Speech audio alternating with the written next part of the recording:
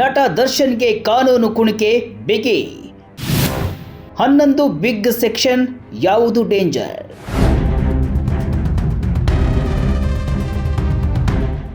Vijaya Karnataka web ವೀಕ್ಷಕರಿಗೆ ನಮಸ್ಕಾರ.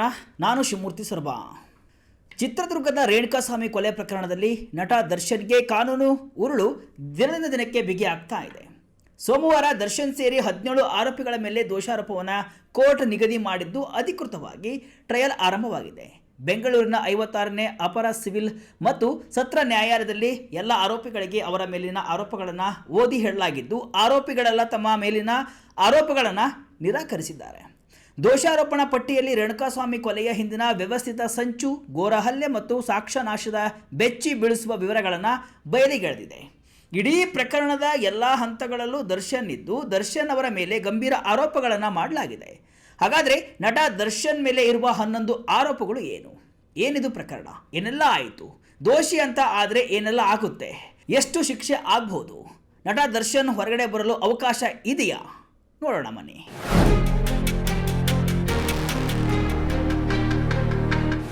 ಹೌದು, ರೇಣುಕಾಸ್ವಾಮಿ ಕೊಲೆ ಪ್ರಕರಣದ ಅಧಿಕೃತ ಟ್ರಯಲ್ ಈಗ ಆರಂಭವಾಗಿದೆ.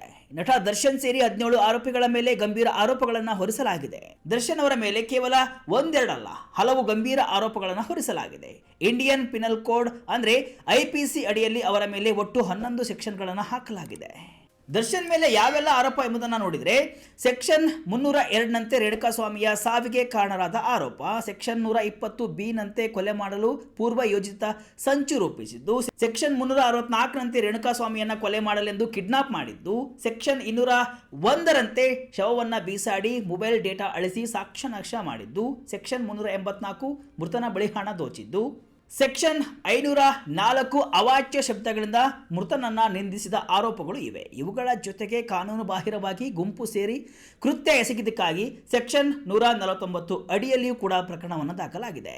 ಅದರ ಜೊತೆ IPS ಸೆಕ್ಷನ್ 143ನಂತೆ ಅಕ್ರಮ ಕೂಟ ರಚನೆ, IPC ಸೆಕ್ಷನ್ 147, 148ರಂತೆ ಮಾರಕಾಸ್ತ್ರಗಳೊಂದಿಗೆ ಗಲಭೆ, IPC ಸೆಕ್ಷನ್ 342ರಂತೆ ಅಕ್ರಮ ಬಂಧನದ ಆರೋಪಗಳನ್ನು ಹೊರಿಸಲಾಗಿದೆ. ಇನ್ಸ್ಟಾಗ್ರಾಮ್ ಮೆಸೇಜ್ನಿಂದ ಇಷ್ಟೆಲ್ಲ ರಂಪ. Operation kidnap, Chitradurga to Bengaluru. ದೋಷಾರೋಪ ಪಟ್ಟಿಯ ಪ್ರಕಾರ ಈ ಇಡೀ ಪ್ರಕರಣಕ್ಕೆ ನಾಂದಿ ಹಾಡಿದ್ದು ರೇಣುಕಾಸ್ವಾಮಿ ತನ್ನ ಗೌತಮ್ KS 1990 ಇನ್ಸ್ಟಾಗ್ರಾಮ್ ಖಾತೆಯಿಂದ. ಪ್ರಕರಣದ ಮೊದಲನೇ ಆರೋಪಿ ಪವಿತ್ರ ಗೌಡ ಅವರ ಪವಿತ್ರ ಗೌಡ 777 ಆಫೀಸಿಯಲ್ ಖಾತೆಗೆ ಕಳುಹಿಸಿದ ಅಶ್ಲೀಲ ಸಂದೇಶಗಳು. ಈ ಸಂದೇಶಗಳಿಂದ ಕೆರಳಿದ ಪವಿತ್ರ ಗೌಡ ಇವರೇ A1. ಎರಡನೇ ಆರೋಪಿ ನಟ ದರ್ಶನ್ ಜೊತೆ ಸೇರಿ ರೇಣುಕಾಸ್ವಾಮಿಗೆ ಪಾಠ ಕಲಿಸಲು ನಿರ್ಧರಿಸುತ್ತಾರೆ. ಇಲ್ಲಿಂದಲೇ ಒಂದು ಬರ್ಬರ ಹತ್ಯೆಯ ಸಂಚು ರೆಡಿ ಆಗುತ್ತೆ. ಈ ಪ್ಲಾನ್ ಅಲ್ಲಿ A3 ಪುಟ್ಟಸ್ವಾಮಿ ಮತ್ತು A10 ನಂದೀಶ್ ಕೂಡ ಭಾಗಿಯಾಗಿದ್ರು ಅಂತ ದೋಷಾರೋಪ ಪಟ್ಟಿಯಲ್ಲಿ ಉಲ್ಲೇಖಿಸಲಾಗಿದೆ. ನಂತರ ಆಪರೇಷನ್ ಕಿಡ್ನಾಪ್ ನಡೆಯುತ್ತೆ.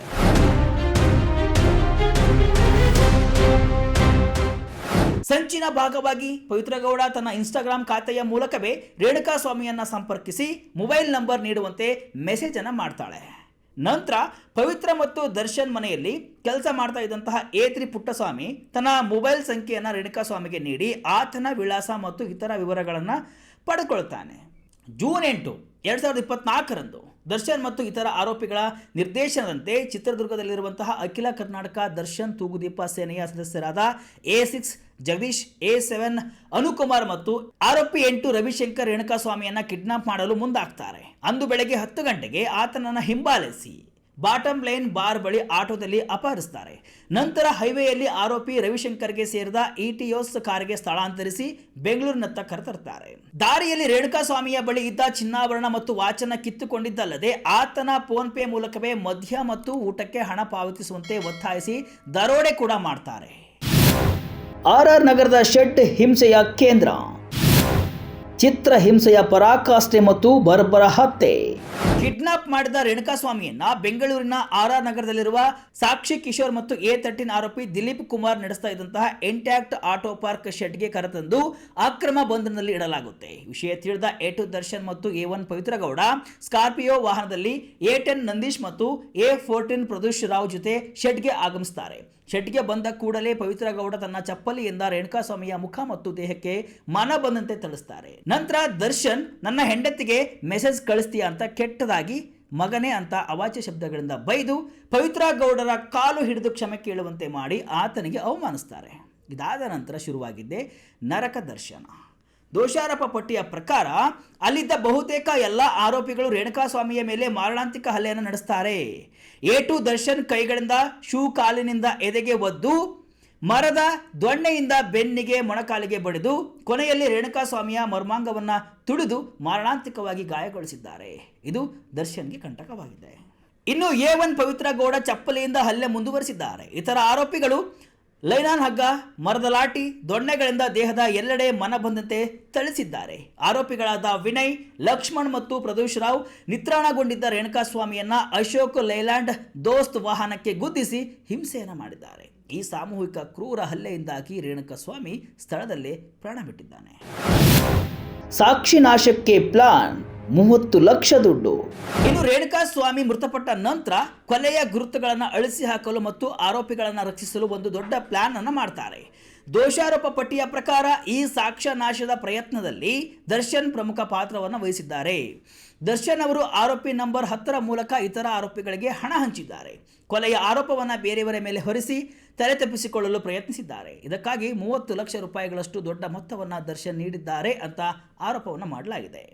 ಮೃತನ ಶವವನ್ನು KA 03MU8821 ಸಂಖ್ಯೆಯ ವಾಹನದಲ್ಲಿ ಸಾಗಿಸಿ ಕಾಮಾಕ್ಷಿಪಾಳ್ಯ ವ್ಯಾಪ್ತಿಯ ಸುಮ್ಮನಹಳ್ಳಿ ಬಳಿಯ ಮೋರಿಗೆ ಎಸೆಯಲಾಗಿದೆ. ಅಲ್ಲದೆ ಪ್ರಕರಣಕ್ಕೆ ಸಂಬಂಧಿಸಿದ ಮೊಬೈಲ್ ಫೋನ್ಗಳಲ್ಲಿದ್ದ ಡೇಟಾವನ್ನು ಅಳಿಸಿ ಹಾಕಿ ಸಾಕ್ಷ್ಯನಾಶ ಕೂಡ ಮಾಡಲಾಗಿದೆ. ಆರೋಪ ಸಾಬೀತಾದರೆ ಗರಿಷ್ಠ ಶಿಕ್ಷೆ ಎಷ್ಟು? ದರ್ಶನ್ ಸೇಫ್ ಆಗ್ತಾರಾ? ಬೇಲ್ ಸಿಗುತ್ತಾ? ಇನ್ನು ದೋಷಾರೋಪಣೆ ಪತ್ರದಲ್ಲಿರುವಂತಹ ಸೆಕ್ಷನ್ಗಳ ಆಧಾರದ ಮೇಲೆ ಒಂದು ವೇಳೆ ಆರೋಪಗಳು ಸಾಬೀತಾದಲ್ಲಿ ಆಗಬಹುದಾದ ಗರಿಷ್ಠ ಶಿಕ್ಷೆ ಏನು ಎಂಬುದನ್ನು ನೋಡುವುದಾದರೆ IPC ಸೆಕ್ಷನ್ 302 ಕೊಲೆ ಆರೋಪವಾಗಿದೆ. ಇದು ಅತ್ಯಂತ ಗಂಭೀರವಾದ ಆರೋಪ. ಈ ಸೆಕ್ಷನ್ ಅಡಿಯಲ್ಲಿ ಅಪರಾಧ ಸಾಬೀತಾದರೆ ನ್ಯಾಯಾಲಯವು ಗಲ್ಲು ಶಿಕ್ಷೆ ಅಥವಾ ಜೀವಾವಧಿ ಶಿಕ್ಷೆಯನ್ನು ವಿಧಿಸಬಹುದು. ಸೆಕ್ಷನ್ 364ರ ಅಡಿ ಅಪರಾಧಕ್ಕೂ ಜೀವಾವಧಿ ಶಿಕ್ಷೆ ಅಥವಾ 10 ವರ್ಷಗಳವರೆಗೆ ವಿಸ್ತರಿಸಬಹುದಾದ ಕಠಿಣ ಸಜೆ ಮತ್ತು ದಂಡ ವಿಧಿಸಲು ಅವಕಾಶವಿದೆ. ಸೆಕ್ಷನ್ 120Bಗೆ ಕೊಲೆಯಂತಹ ಗಂಭೀರ ಅಪರಾಧಕ್ಕೆ ಸಂಚು ರೂಪಿಸಿದರೆ ಅದಕ್ಕೆ ಕೊಲೆ ಶಿಕ್ಷೆಯೇ ಅನ್ವಯವಾಗುತ್ತೆ, ಅಂದರೆ ಗಲ್ಲು ಅಥವಾ ಜೀವಾವಧಿ ಶಿಕ್ಷೆ. ಸೆಕ್ಷನ್ 201ರ ಪ್ರಕಾರ ಕೊಲೆಯಂತಹ ಗಂಭೀರ ಪ್ರಕರಣದಲ್ಲಿ ಸಾಕ್ಷ್ಯನಾಶ ಮಾಡಿದರೆ ಗರಿಷ್ಠ 7 ವರ್ಷಗಳವರೆಗೆ ಜೈಲು ಶಿಕ್ಷೆ ಮತ್ತು ದಂಡ ವಿಧಿಸಬಹುದಾಗಿದೆ. ಈ ಪ್ರಕರಣದಲ್ಲಿ ಸೆಕ್ಷನ್ 302 ಮತ್ತು ಸೆಕ್ಷನ್ 364 ಆರೋಪಗಳು ಸಾಬೀತಾದರೆ ಪ್ರಮುಖ ಆರೋಪಿಗಳಿಗೆ ಜೀವಾವಧಿ ಅಥವಾ ಗಲ್ಲು ಶಿಕ್ಷೆಯಾಗುವ ಸಾಧ್ಯತೆಗಳು ಹೆಚ್ಚಾಗಿವೆ. ಪ್ರಕರಣದ ವಿಚಾರಣೆ ಈಗಷ್ಟೇ ಆರಂಭವಾಗಿದ್ದು ಪ್ರಾಸಿಕ್ಯೂಷನ್ ಮತ್ತು ಪ್ರತಿವಾದಿಗಳ ವಾದ ವಿವಾದಗಳ ನಂತರ ಕೋರ್ಟ್ ಅಂತಿಮ ತೀರ್ಪನ್ನು ನೀಡಲಿದೆ. ದರ್ಶನ್ಗೆ ಬೇಲ್ ಸಿಗೋದು ಡೌಟ್ ಕೂಡ ಅಂತ ಹೇಳಲಾಗ್ತಿದೆ. ಒಟ್ನಲ್ಲಿ ರೇಣುಕಾಸ್ವಾಮಿ ಕೊಲೆ ಪ್ರಕರಣದ ಅಧಿಕೃತ ಟ್ರಯಲ್ ಕೋರ್ಟ್ನಲ್ಲಿ ಈಗ ಶುರುವಾಗಿದೆ. ಎಲ್ಲ ಆರೋಪಗಳನ್ನು ದರ್ಶನ್ ಅಂಡ್ ಗ್ಯಾಂಗ್ ನಿರಾಕರಿಸಿದ್ದು ನವೆಂಬರ್ 10ರಿಂದ ವಾದ ವಿವಾದ ನಡೆಯಲಿದೆ. ದೋಷಾರೋಪ ಪಟ್ಟಿಯನ್ನು ನೋಡಿದರೆ ಚಲನಚಿತ್ರದ ಕಥೆಯನ್ನ ಮೀರಿಸುವಂತಹ ಕ್ರೌರ್ಯ, ಸಂಚು ಮತ್ತು ದ್ರೋಹದ ಸ್ಟೋರಿ ಕಾಣುತ್ತೆ. ಮುಂದೆ ಏನಾಗುತ್ತೆ ಎಂಬುದನ್ನು ಕಾದು ನೋಡೋಣ. ಇದಿಷ್ಟು ಇವತ್ತಿನ ವಿಶೇಷ. ಇದೇ ರೀತಿಯ ಹಲವು ವಿಶ್ಲೇಷಣೆ ಮಾಹಿತಿ ಅಷ್ಟೇ ಅಲ್ಲ, ಮನರಂಜನೆಯ ವಿಡಿಯೋಗಳಿಗಾಗಿ ವಿಜಯ ಕರ್ನಾಟಕ ವೆಬ್ಸೈಟ್, ಫೇಸ್ಬುಕ್ ಹಾಗೂ ಯೂಟ್ಯೂಬ್ ಪೇಜನ್ನು ಫಾಲೋ ಮಾಡಿ. ಧನ್ಯವಾದಗಳು.